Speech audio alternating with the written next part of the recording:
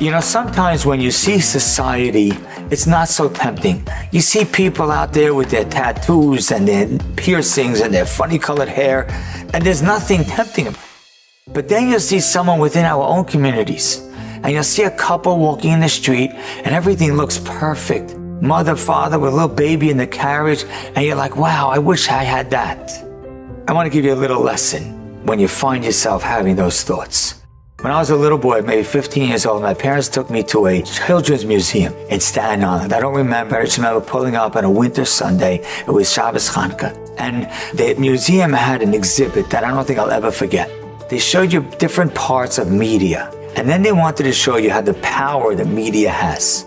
And they showed you on a screen a scene. A man was walking, a white man walking with a designer suit, designer shoes, groomed hair, and attaché case. He's walking on the sidewalk, parked cars on the left, and a house on the right. And as he's walking, minding his own business, out from behind the parked cars comes an African-American man who jumps the white man and shoves him against the wall. It's so clear that you're seeing a mugging. Then they show you the exact same scene again. Man walking on the sidewalk, white man, designer shoes, designer suit, groomed hair, attaché case, walking on the sidewalk. Now from behind the parked cars comes an African-American man about to jump him. And this time they show you the scene from afar. And you see that on top of the house where the white man was walking past, there was a boulder of bricks that was rolling off the roof about to hit the white man to kill him. The African-American man who jumped from behind the cars and shoved him against the wall wasn't mugging him, he was saving his life. I want to tell you something that comes from a lot of experience.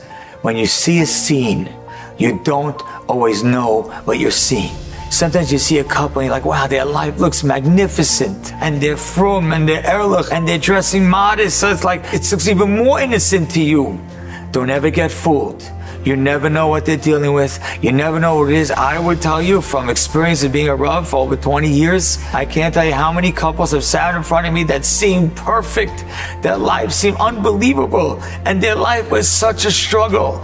Don't ever get fooled by the scene, because there's always more in the scene that you don't see.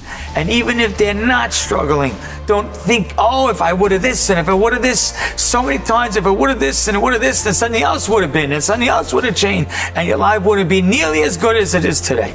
So stop thinking, stop guessing. Because when you think that you're using your imagination and you say to yourself, if everything in my life was the same, but if I flip this one thing, everything would be perfect, your mind is lying to you. So don't get fooled from scenes that you see within our own community, scenes that you think you know what you're looking at. Because almost always, the scene is so much bigger than what your eyes are able to see.